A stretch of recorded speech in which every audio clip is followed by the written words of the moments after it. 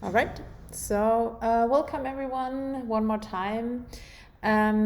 Today we are going to talk about regulating decentralized finance, an approach for Europe.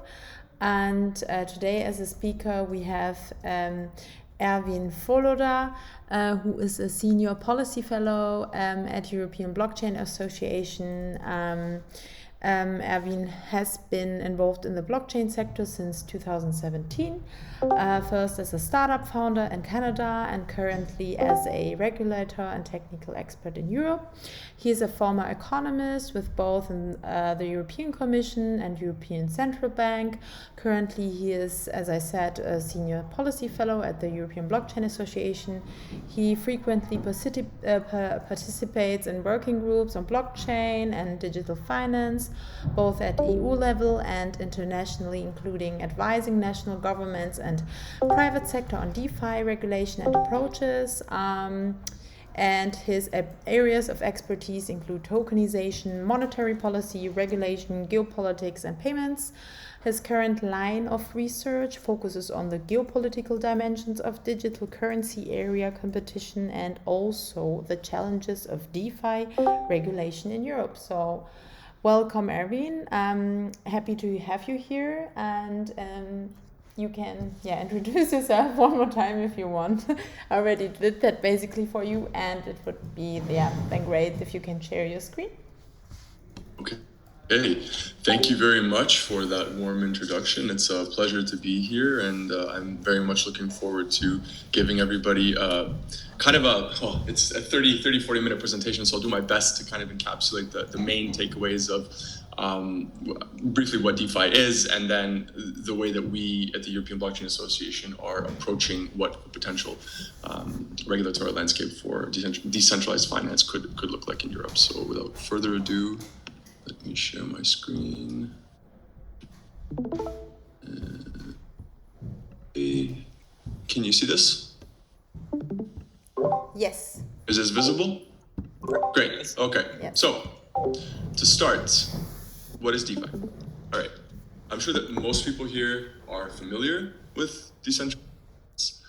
Essentially, the decentralized part is that, like I said, there's no single point of failure, single source of truth, no single authority, or any other repository which is capable of making changes to that data. So it's essentially looking at the way that the smart contract functionality and the way that it connects individuals on an immediate basis without the need for intermediaries, how that couples with, or let's say is contestable against, the traditional financial services and activities, which can take either from trading, lending, deposit taking, to an extent custody, with any type of crypto asset or digitally native or digitized asset.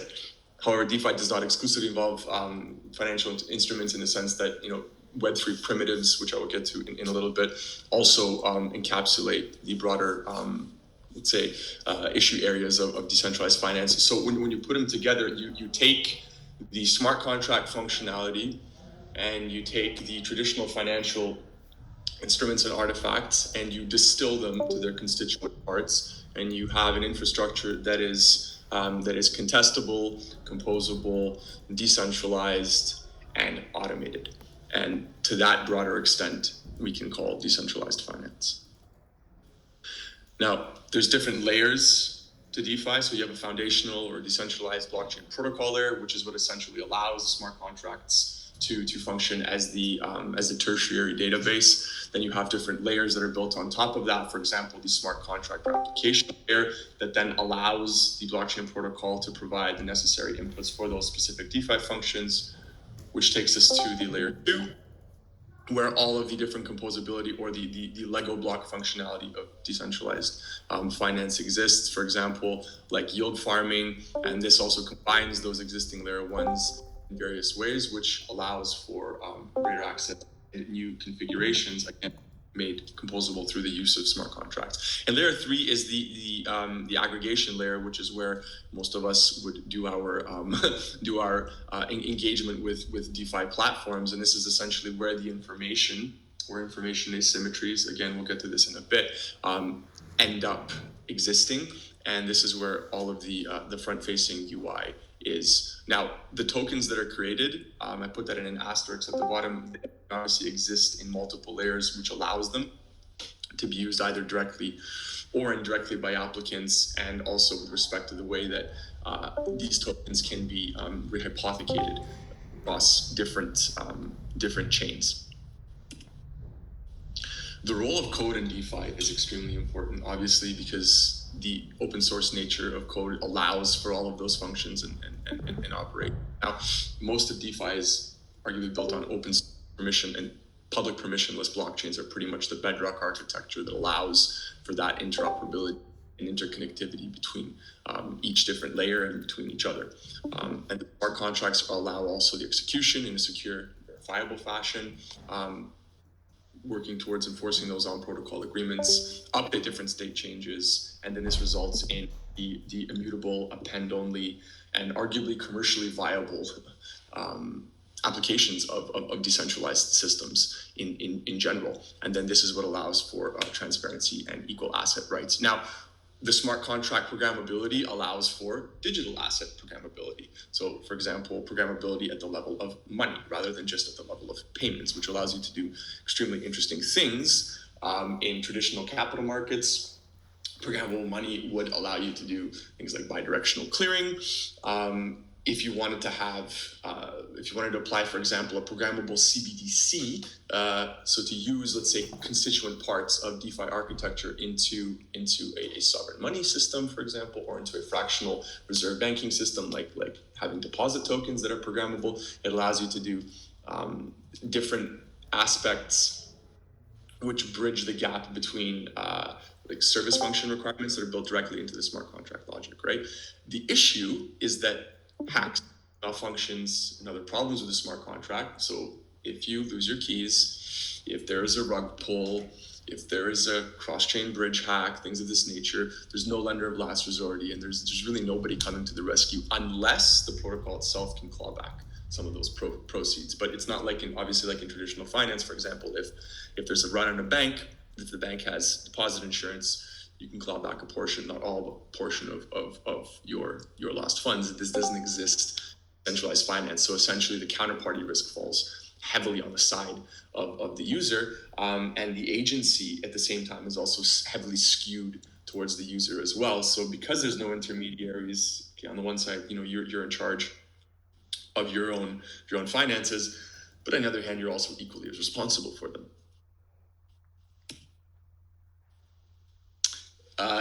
One other thing about DeFi is that it's asset agnostic. So it's built for digitally native or digitized assets. Digitally native being like the actual protocol tokens and utility tokens or cryptocurrencies are native to the platforms, but also digitizing RWAs, so real world asset tokenization that's allowed to function on blockchain rails. So for example, using what JP Morgan did with AveArc, right? Tokenizing corporate bonds, you can tokenize promissory notes, you can tokenize shares in companies, you can tokenize debt instruments of different kinds, and this is essentially the difference between the digitally native or the digitized assets.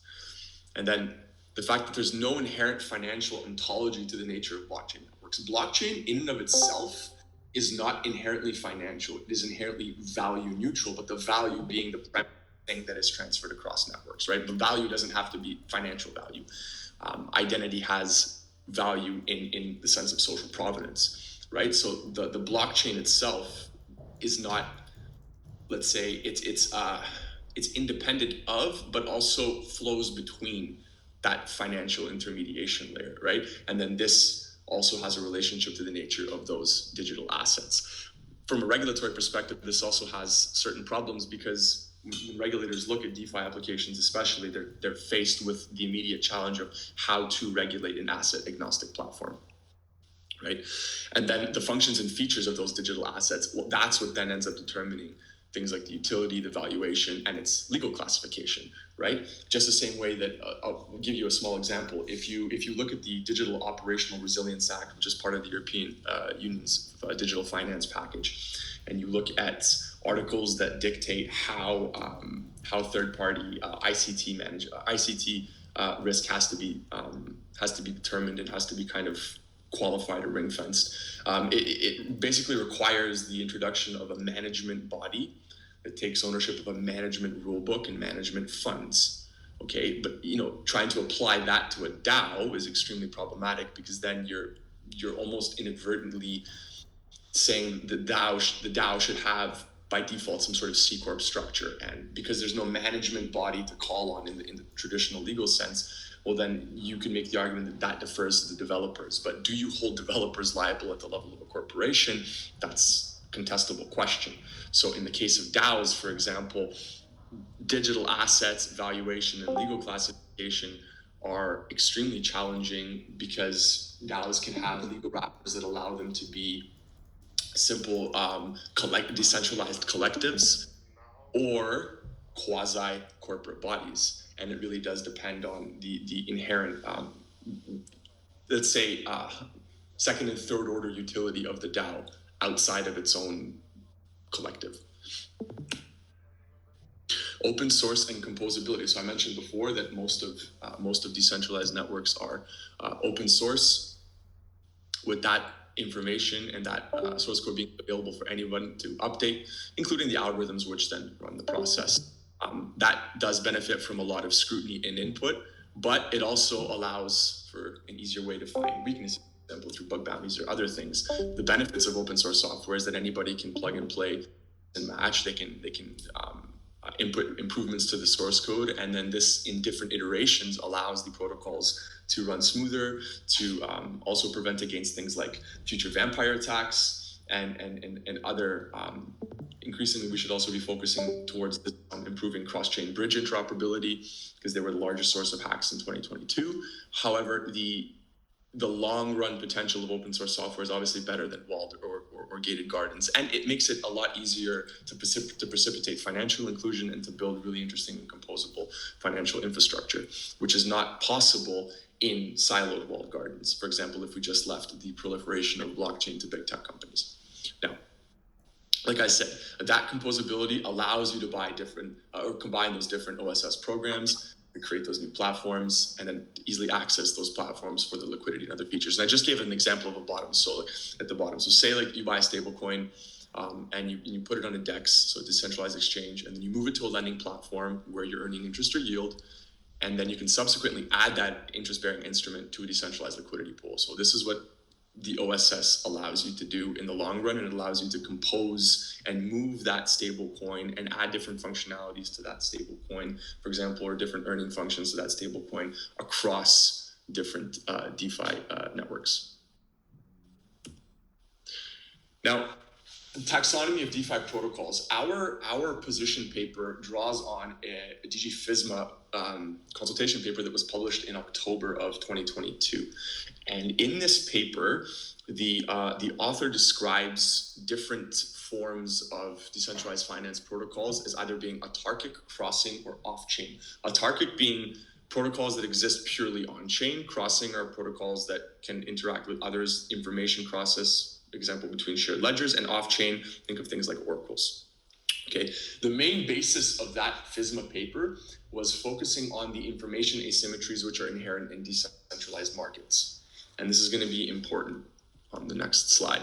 So essentially, information asymmetries in smart contracts can manifest themselves in three separate ways. So you only need public information that's accessible at the time of execution to instantiate a product or service.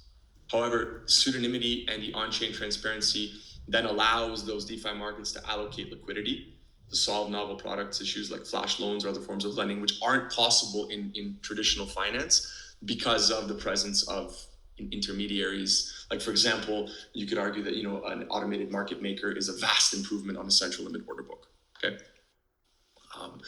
but the combination of incomplete verification information and the ledger transparency, which means that those bounded information structures that directly bounded to the information structures that are possible through smart contracts. And this becomes problematic when you deal with things like smart contract rigidity.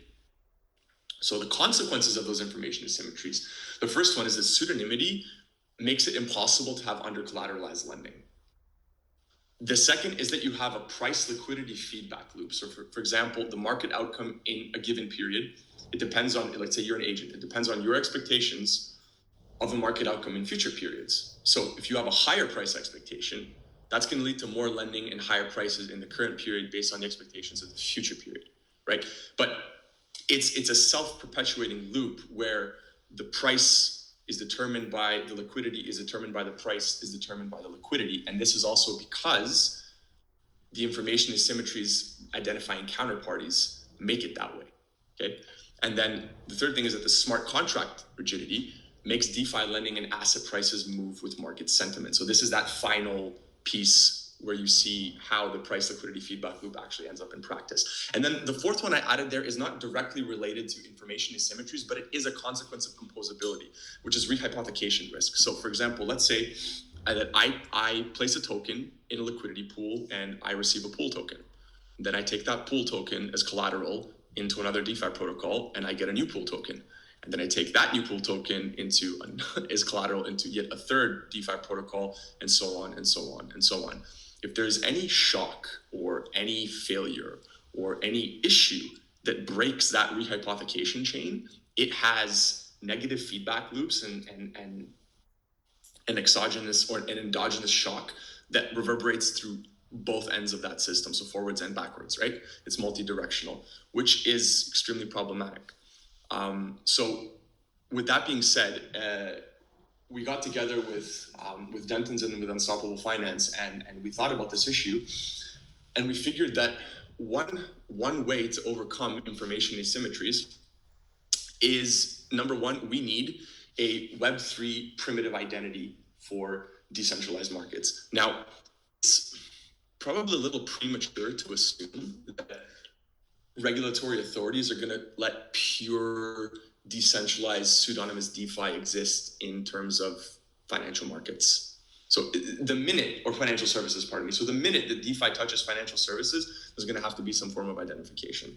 Now, we propose the use of soul-bound tokens for this, right? So soul-bound tokens, for those of you who aren't familiar, are non-transferable NFTs. However, the issue with soul-bound tokens is that they're essentially a face tattoo, because once that information is on chain, it's on chain forever. So in order to overcome this, we propose the use of decentralized identifiers that can interact with the soul-bound tokens to keep a certain part of that information off-chain, and for the on-chain information to be in the form of a verifiable presentation that's only necessary for access into a specific service. Like, for example, if you wanted to onboard yourself as a retail user in a tokenized fund, and that tokenized fund was built on a DeFi protocol. Okay, so this takes us to the next step, where we also envision a future for obviously for DAOs, for decentralized autonomous organizations, that can fit into an overarching structure, which themselves can be built on top of national API frameworks that can connect to EU-level oracles, like, for example, EBSI. And we say that because EU-level oracles can provide hard, cheap, readily obtainable, and static information, and then can act as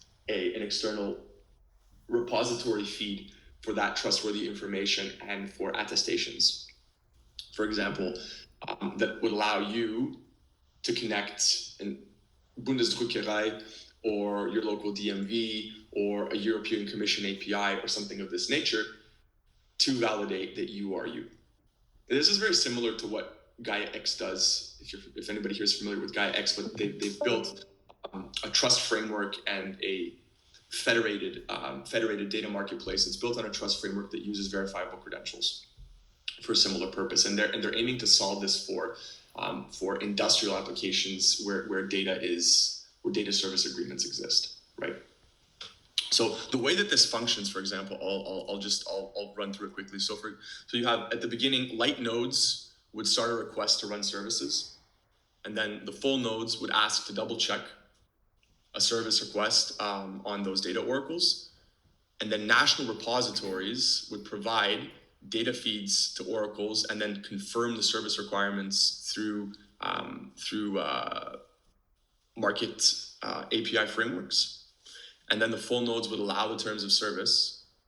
The light nodes would then propose to update the ledger for validation.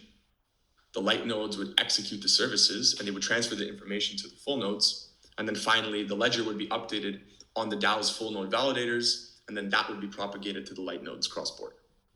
So in order to achieve this, now this is more of think of this as like the top meso analysis, and then it feeds all the way down into the SBT tokenization and minting process as kind of the tertiary level. In order to achieve this, we've outlined a set of very broad overarching policy recommendations. The first one would be DAO legal recognition within future European regulations or directives. And this is likely going to be the longest running of the proposals, because realistically, it could take a decade to regulate DAOs, in that the EU and other jurisdictions don't really have at present a complete understanding of all of the different types of DAOs and what DAOs can do, and DAOs for industrial applications versus DAOs for financial services versus media DAOs versus DAOs as collectives. So in the end, in order to have a fully functioning decentralized society, let's say, to quote Vitalik, we're going to need some form of DAO legal recognition. But what we can do is we can start setting the groundwork now to be able to understand how these different legal wrappers function, and then let's say the actual equivalency of that from a user perspective and from a governance perspective. And the second is national API repositories, which can integrate into those EU Oracle frameworks, and then to have those legal recognitions from that are supported within MiCA and open source arrangements into EBSI. So it would be really great to see national level APIs that make their way into both MiCA and into EBSI in the future. Now, I'm skeptical that there's going to be a MiCA 2. I likely believe that in the future, I mean, right now we're stuck with the technical standards, and then whatever work still needs to be left on the recitals. However, in the future, when the commission, the next commission after the new parliament is elected, when they do decide to make a move, let's say within the first 100 or 200 days of the next commission, they could decide to include those open source arrangements into EBSI. And what the EU has currently done with their regulatory sandbox is kind of moving in this direction, in that they realize that they can't build everything themselves. They're going to have to get companies to build and then develop into EBSI and build use cases to support EBSI. And for those of you who are interested, it's on the EU Commission's website. And essentially, they're looking for 20 startups over the next, 60 startups over the next 3 years, spread over 20 startups per year. However, the companies that apply need to have a what's called a TRL level 6, so technical readiness level 6, which means that you're past your prototype stage, you're moving into an MVP. That this is something that can scale concomitantly with EBSI. So if anybody listening or anybody who's listening knows somebody who is building an innovative use case across asset tokenization, SSI, blockchain for public services in this nature, I really would suggest taking a look at the call for expression, because it's an interesting initiative, which obviously doesn't have anything behind it yet because it just came out, but it will be really, for me at least, fascinating to watch this progress and to see which companies actually move in and how they incubate within this regulatory framework. The third one is soul-bound token recognition within MiCA and IEDIS.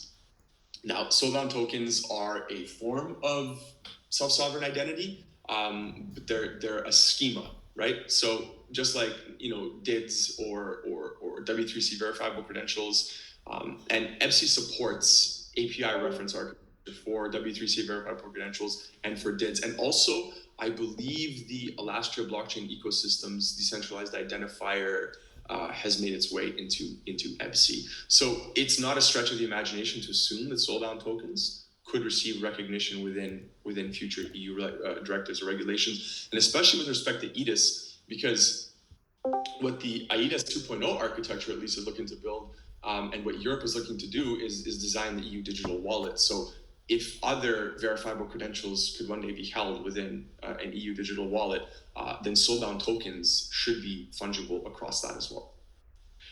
The fourth is a voluntary compliance or supervision mechanism that covers the off and on-chain data flows. Now, the Commission has also, so DG FISMA last year has also put out a tender, about 250,000 euros for a study to look at how to implement embedded supervision on decentralized markets, right, in decentralized finance. We're of the mind that you should walk before you can run. And it's really important, obviously, to have an insight into how data moves in DeFi markets and to get information on things like minor extractable value, on whether protocols TVL, it's total value locked, is bringing it to the level of a systemic risk, what the spillover effects might be. But it's also important to understand that, I mean, most mature companies are not today operating wishing that there would be no regulation ever and that they'll just be left alone and allowed to do what they want. I mean, that's not realistic. And most of the companies that I speak to understand that there needs to be some form of regulation. But I also feel that the industry is mature enough that they can shoulder a portion of this burden themselves, and to allow some form of voluntary compliance, where you could have an EU watchdog that sets standards, and to encourage through things like norm entrepreneurialism, allow protocols to engage in a voluntary compliance race to the bottom, rather than prescriptive and prohibitive top-down paternal rules, just the way that DeFi architecture is built bottom up to allow regulation to be built bottom up in tandem. And then this feeds into the further compliance through public observatories, which could serve as these EU level watchdogs. Now I use the example of a Michelin star restaurant. So for example, if you go to a Michelin star restaurant, they have certain quality criteria, etiquette criteria, plating, where they source their fruits and vegetables from, their meat, other things. You know why you're paying a premium when you go to one of these. At least you should hope you know why you're paying a premium when you go to one of these restaurants. Yeah, but there's no standard in the restaurant industry that every single restaurant needs to be a Michelin star. So it really is up to, number one, the kind of restaurant you're trying to open. If you have a kebab shop or if you have you're serving duck confit, they're not the same thing. Now, obviously, minimum standards like cleanliness, sanitary, the produce is fresh. These things should be, by and large, ubiquitous across the industry. However, the more sophisticated you get and the more sophisticated the meals are, there is an associated premium with that. So, for example, an EU level watchdog could provide a set of bespoke voluntary compliance rules and then issue seals of approval. For example, just the way that you get a Michelin star, you can get a Michelin star equivalent as a trustworthy protocol. And this would also help assuage a lot of counterparty risk on the side of users, because you have different levels of sophistication. So, like, for example, I would say that your average DeFi user probably knows a little bit more about financial services than just Joe or Jane Public who are going and opening a checking account. And that's because it takes a little bit of sophistication to already know how to use and get onto one of these protocols and then buy and sell digital assets, engage in a stable swap or something of this nature. It's not something you just wake up knowing how to do. So, for example, this would help assuage counterparty risk, and it would also help give a credible signal to the public that these protocols are engaging in a form of responsible and mature innovation, which then gives regulators less of a justification to equate, for example, the implosion of an FTX to the entire crypto industry, where you see this mature and responsible industry that's starting to take steps and initiative in just the same way that DeFi puts the agency on the user. Well, then this would put the agency on the protocols and on the ecosystem in that same respect. So it's much more in the spirit, I would say, of DeFi. Will we get full voluntary compliance? I don't have a crystal ball. I wish I could tell you. But I do feel that some form is warranted, and that could hopefully bring us in the future to a bespoke regulatory regime, rather than just applying all of financial services regulation top down. And the last thing that we propose in our position paper is oracles as a nexus for both stability and supervisory requirements and opportunities. And oracles, number one, for identity attestation verification. Number two, because public sector oracles could provide a robust source of cheap, readily available, static, and transparent data. And this is high quality data that is extremely important. So in the future, if they do want to do things like embedded supervision, it's a lot easier to rely on that data rather than having to scrape it across exchanges and then impute that data against other sources to check its veracity and to check its authenticity, and maybe to engage in unnecessary data farming in other places. And it's important to also have private sector oracles but I do feel that public sector oracles also have a role to play in the future ecosystem. And it is arguably something that the public sector can do as a competitive advantage, because it doesn't require a level of speed and quickness. It's more of a static off-chain mechanism that just needs to be robust and fault tolerant. So this is the role that we see also for oracles that should exist in some hybrid between public and private. But that oracle data should be able to support those supervisory requirements. So when you do say embedded supervision, quote unquote, it shouldn't go beyond just accessing data that's readily available on chain. Doing things like demanding how many validator nodes or clients a protocol needs to have would be regulating the technology, which is not good. Or even worse would be setting minimum penalties or minimum economic thresholds on how much a company needs to pay to operate a validator node, which then could arguably destroy the opportunities for smaller players to ever want to engage in that part of the space, because they simply lack the capital. As Warren Buffett said, it sets an economic moat around that enterprise. And it's also, I don't feel that it's the place of the regulator to make that determination, because it's the point of embedded supervision should be to ease compliance burdens and to make them cheaper, right? Because regulation and compliance is not something that any company incurs willingly. It's a cost that is thrust upon you. So in order to mitigate that from being an exorbitant cost, then we also need to start determining what embedded supervision could look like by setting those, like I said, walk before you run foundations.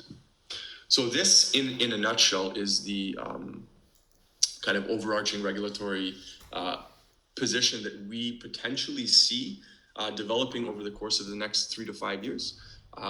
It remains still to be seen what the priorities of the next commission will be. I don't expect any other legislative proposals coming out of the commission for the next 1.5 years. What we will get after this regulatory sandbox is MiCA is finalized in 2024. From there, we can move forward. But you can expect DeFi staking, lending, borrowing, and let's say a broader discussion on NFTs to materialize in the coming period. Well, thank you very much, Erwin. That was very insightful. Yeah, perfect. You can stop sharing your screen. Then I would go to the group and ask the audience if there are any first questions.